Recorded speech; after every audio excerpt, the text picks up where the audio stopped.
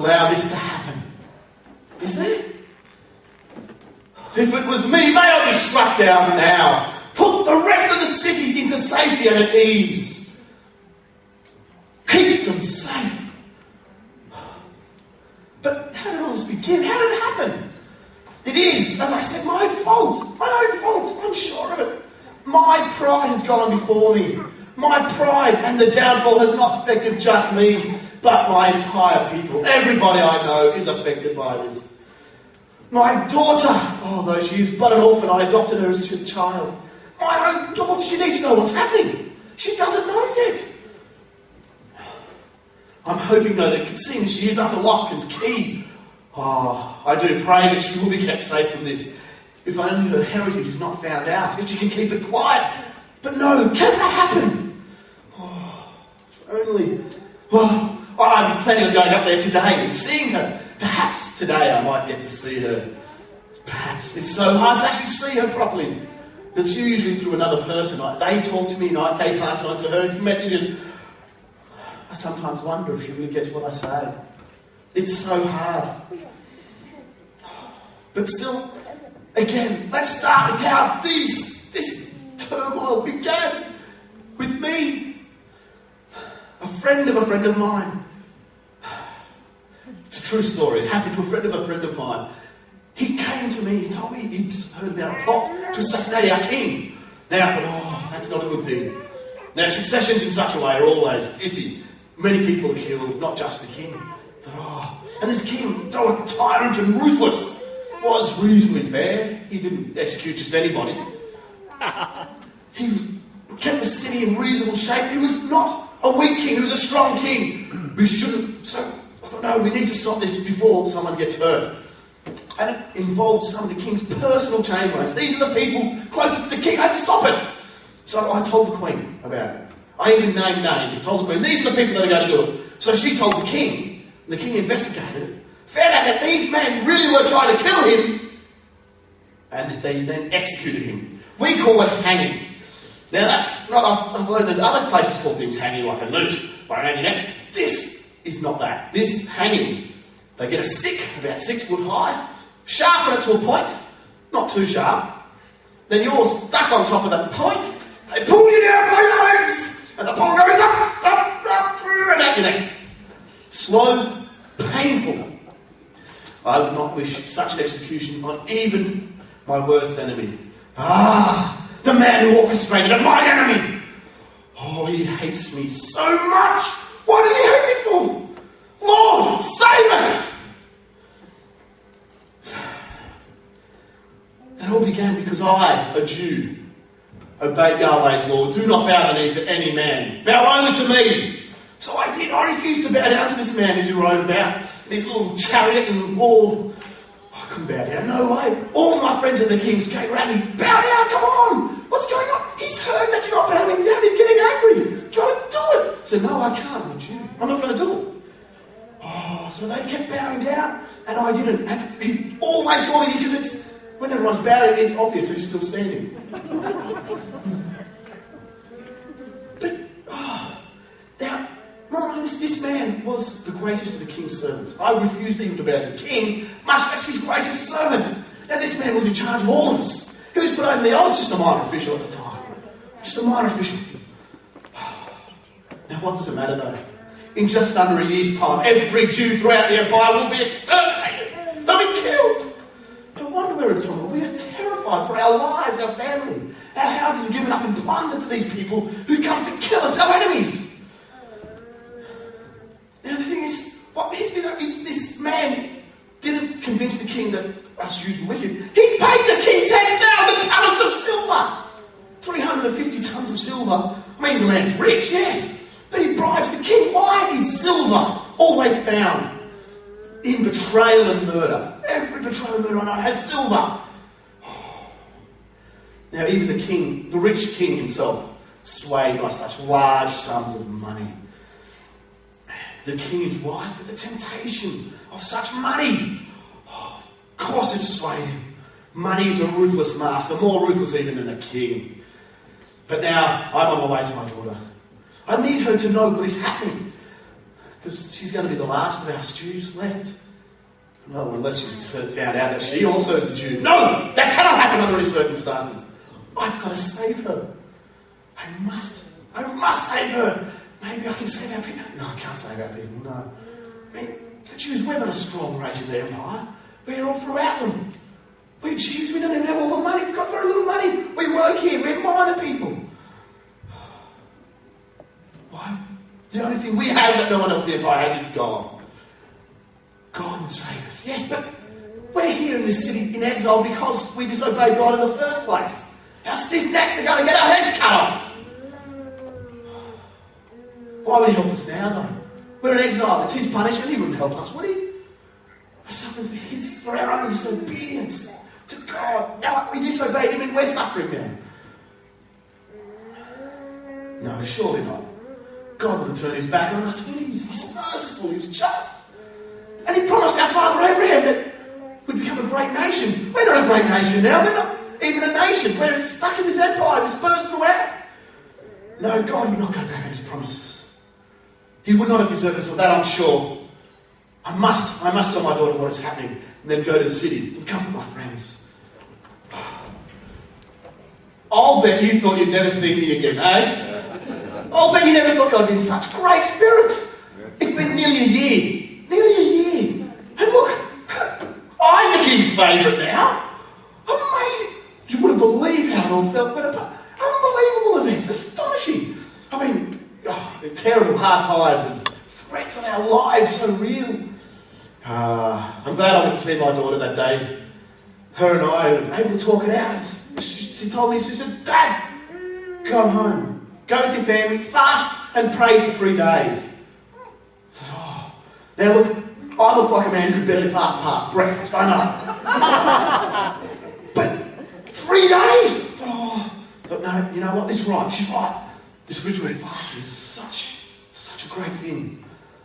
It gives us time to relax. We don't have to spend an hour preparing every meal. So we can put that time into prayer, studying the scriptures, crying out, reading the Psalms. In such distress, the Psalms, King David, unbelievable. Through the Psalms, we just prayed through it for 3 days. I did lose a bit of weight. I was very pleased. I put it back on, I'm even more pleased. But our hearts were heavy as we prayed, we fasted, we cried out, we prayed for 3 whole days. Our family, my daughters did too. We had as best she could where she was. And then I went and saw her again. We worked out what we do. We worked out how we're going to solve our problem, if you will. So off she went and started it. She did her side, and I went back and did my job. I mean, I am a minor official. I've got to do some work. You know, not doing anything doesn't put money, food on the table. So we're not eating for 3 days, so I'll put a bit more food on the table for the next few days. But no work, no food. So I'm sitting at the King's Gate. That's my job. I get to sit at the King's Gate, wait for the King's pleasure to call me, and just do most of my business from there. It's a bit, boring, but it's what I have to do to earn my money. And that man I was telling you about, he drove past again. Off he went. And again, I wouldn't bow down. Everyone around me was bowing down. And again, I didn't.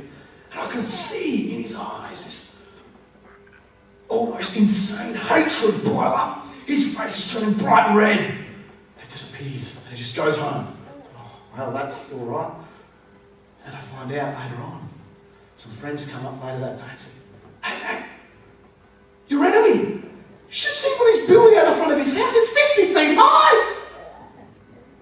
He was building a place of execution with my name on it! It's the biggest one in the city. There's no way anyone can miss my execution if I'm on that. No way!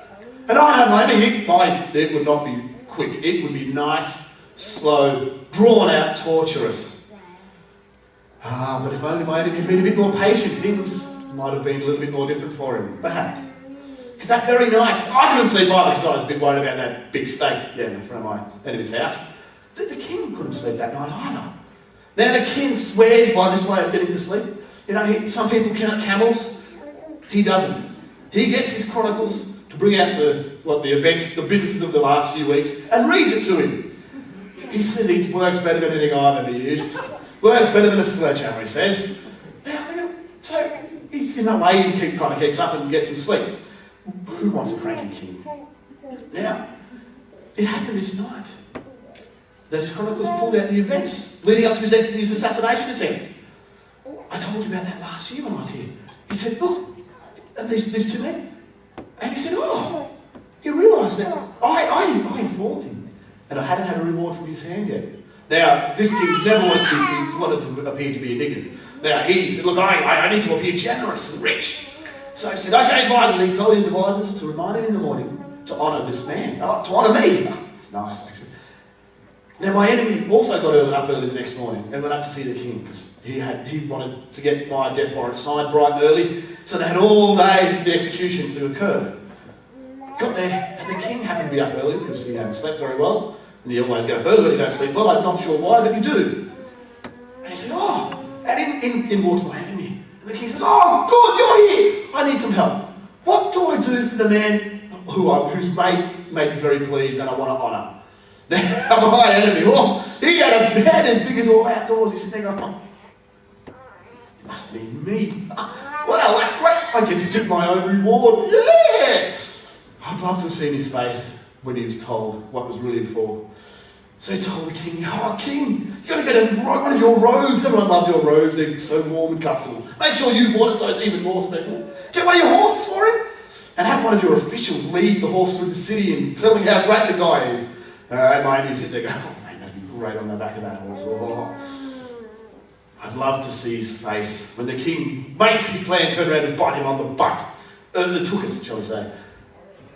And say, well, go and do that to me, to this man, to your enemy. So that whole day, he was leading me around on a lovely horse. It was a very nice horse. A lovely robe. It was a bit warm, but it was very nice, lovely and blue. And telling the city how great I was. Me, his arch enemy, how great I was. Oh, imagine the coals heaped on his head with that. See, pride really does come before a fall. What a fall that guy had. Oh, but let me go back to my daughter, Hadassah. Oh, she is a beautiful lady. Now, that's not just the dad saying how gorgeous she is. Well, probably a bit, but you know. Because the king told me how gorgeous she is too. Now, the king should know, because he's the king. And the king don't have to call to me for anything. Because, quite frankly, he can have me executed for turning up at the wrong time for no reason. So, a few years ago, though, my daughter left home. She went under what I'd call a lifestyle change. She changed, so she went under a year of beauty treatments, looking pretty and smelling nice, having baths every day. Oh, my goodness me. So she really had to work. She loved every minute of it too, I have to admit. But in all this time, she never told them she was a Jew. She never said that, because I said, oh, Hadassah, you're not a Jew. Don't tell anyone you're a Jew. Okay, it could be dangerous. Oh, I really want to, I've got to keep your children safe. But every day I'd go up and visit her as best I could, often through messages, but, you know. And she worked hard at pleasing the people that she liked, that were around her. There's lots of people she had to please. And she aimed at pleasing them, the right person at the right time. Such discernment she showed. And as she went along, she became a most pleasing woman, very beautiful. And she even managed to have the king around for dinner, 2 nights in a row. And with the king came my enemy who led me around on a horse. But 2 nights in a row, she did this. What a wily lady. And the first night, she sent them home. She fed them well, poured a bit of wine into them, little wine, had a great night. The king said, what do you want? She said, just go home, come back tomorrow night and have another dinner. So the king's curiosity is piqued. He's going, whoa. But he doesn't want to turn down another meal like that again. Whoa. So he comes back the next night with my enemy. And he's there. And finally, they've abated themselves. They're sitting there leaning back, feeling very proud of themselves, both the king and my enemy. Going, oh, I feel better after that. Oh, a bit full. So, says the king, what did you want? She turns to the king and says simply, I want my life. Oh, that's cool, easy. And I want the life of my people. Oh, someone has conspired to kill us all. Now, the king's probably not feeling in a very magnanimous mood, really, against the people who were trying to hurt this wonderful lady who's just cooked a lovely meal for him. I'm thinking of you, I could just see him go, who did that? Without batting an eyelid, I pointed to my hand and said, that man there, he did it. He's plotting to kill us all. Now the king was really angry. And he got up and just stormed out of the room for a bit. Oh, he's gone so he doesn't do something stupid. Probably a wise move. But my enemy, he suddenly realises he's undone. He goes, oh, he immediately thinks of his own hide. He gets up, he goes over to my daughter, save me, please! She's reclining on a couch, and in walks the king with my enemy pouring at my daughter, and he thinks he's trying to assault her. Well, that pretty much signed his death warrant, then and there. In fact, his advisors suggested that they could execute him on the really big gallows that he then constructed for me. So he was executed summarily on the same spot that was designed for me. Oh. Now that is what I call unusual punishment. Very apt. Now that only solved one problem. The man. The head was cut off the snake, but the snake was still alive! It still had fangs. We were still under this law that the king had written before. We were still going to die if something was not done. My daughter again says, my king, we're still going to die. You've only killed one man.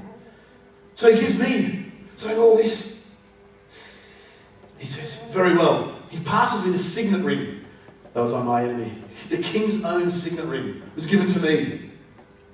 I was then given my enemy's house. I became a rich, rich man that day. Unbelievably rich, with the king's own signet ring. And he said, do as you need to do. So finally, the day arrived at the end of the year. Tell you what, we were pleased about this. Because the king had given us the authority to wipe out those who were trying to wipe out us. It was great. It was a bloody day. It really was a bloody day. Throughout the whole empire, 75,000 of our enemies were killed in that day.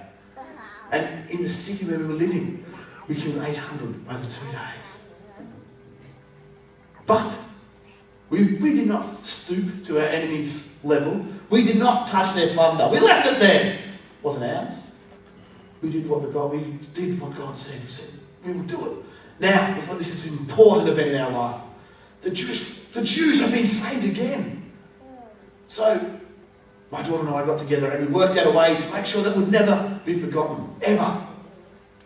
So he instigated a feast day. Oh, good. And we called it Purim, because they cast lots to work out what day to destroy us or burn. So we called it Purim, because we could remember it year after year as a day of rejoicing that the Jews' enemies would be destroyed. But even looking back further over these events, I cried out, God, save us, where are you, God, all the time? Oh no. Now, right in my heart, I may have known, I know where God is, but I couldn't see it. I thought, God, you're not here. What is going on? But looking closer at these events, God was already at work. 5 years before we'd even heard of this plot, God was working to foil that very plot to destroy the Jews. 5 years. And it all began with the first queen saying, no, I'm not going to do as you say, my king. So, being the king, he thought, oh, we better do something about this. So he divorced her and sent her away.